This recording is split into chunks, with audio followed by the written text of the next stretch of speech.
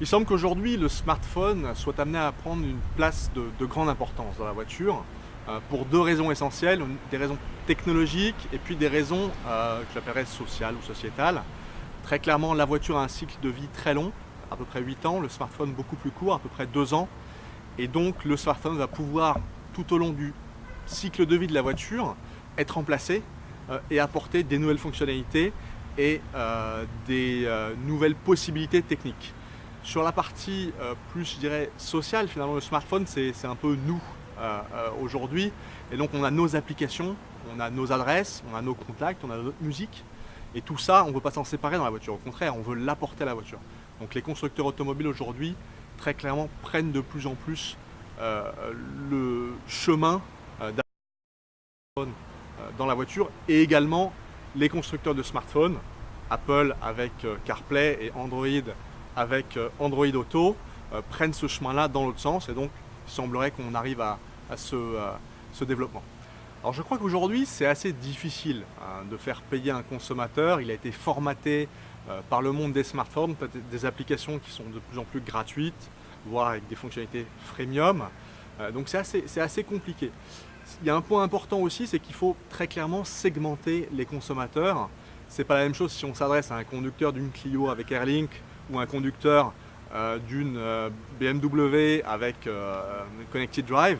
Donc forcément, le type de voiture va aussi influer là-dessus.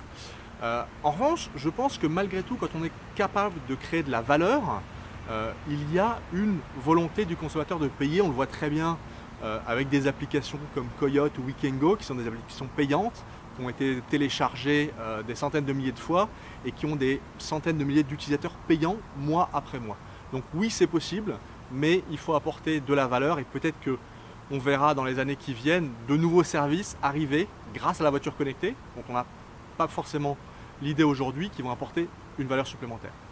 Alors très certainement, la voiture connectée va accélérer et catalyser des nouvelles pratiques. Si on pense notamment à l'autopartage, le fait que le propriétaire n'ait plus à donner la clé au conducteur va fluidifier extrêmement le service, et donc va offrir des opportunités beaucoup plus importantes qu'elles ne le sont aujourd'hui. Si on pense par exemple au covoiturage, c'est pareil, aujourd'hui il faut réserver sur internet ou sur son smartphone. Il y a un laps de temps de plusieurs heures entre le moment où on va réserver et le moment où on va pouvoir monter dans une voiture. Avec la voiture connectée, on va pouvoir rendre ce moment beaucoup plus court et donc augmenter les opportunités. Et ensuite, il y a très clairement de nouveaux marchés, de nouvelles communautés qui vont être créées grâce à la voiture connectée. Je pense notamment au partage de places de parking. Aujourd'hui, le gros problème quand on circule dans une grande ville, c'est de trouver une place de parking. Demain, la voiture pourra dire qu'elle sort d'une place sur la rue et en informer une autre voiture de manière extrêmement simple. Autre exemple, aujourd'hui le drive est devenu un mode de commerce assez important en France. Demain, on sera capable, avec un smartphone, d'ouvrir le coffre d'une voiture pour que le livreur puisse déposer la commande dans la voiture. Donc on va arriver à tout un tas de nouveaux usages, de nouveaux marchés qui vont être présents demain et qui ne sont certainement pas présents aujourd'hui.